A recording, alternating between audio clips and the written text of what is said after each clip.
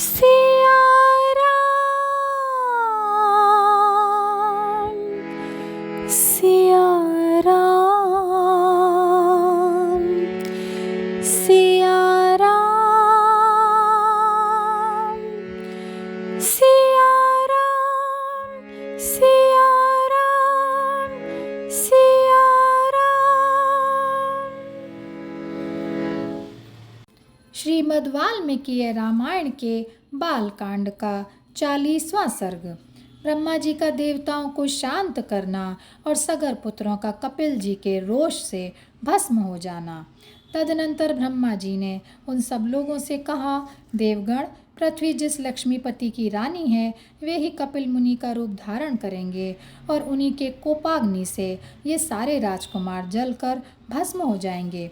पृथ्वी का यह भेदन हर कल्प से होता आया है, अतएव इसके लिए शोक व्यर्थ है। ब्रह्मा जी के इस वचन से संतुष्ट होकर देवता जिस ढंग से आए थे उसी ढंग से चले गए।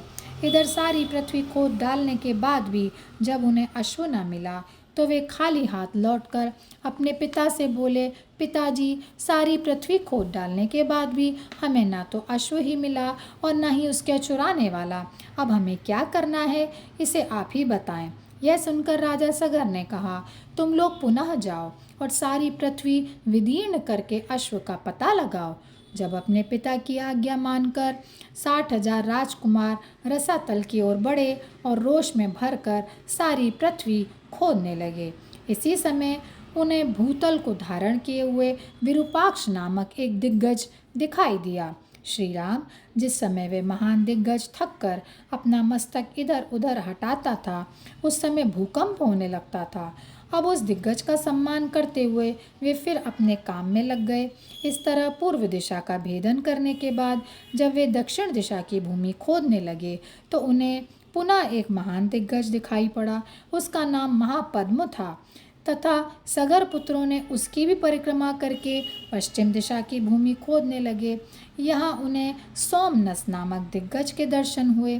तब वे उसकी भी परिक्रमा करके उत्तर दिशा की ओर पहुँचे। श्री राम उत्तर दिशा की ओर उन्हें श्वेत भद्र नामक दिग्गज दिखाई दिया।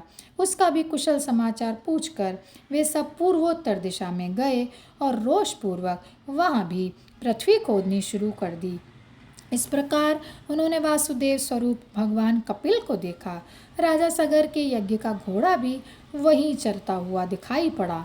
अब उन्होंने भगवान कपिल को ही यज्ञ का घोड़ा चुराने वाला समझकर उनकी ओर हल और पत्थरों के टुकड़े लेकर दौड़े और उन्हें भला बुरा कहने लगे।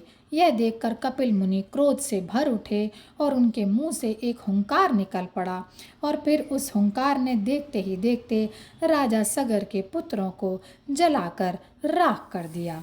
और यहीं पर यह अध्याय समाप्त होता है। जय सिया राम, जय सिया राम, जय सिया राम।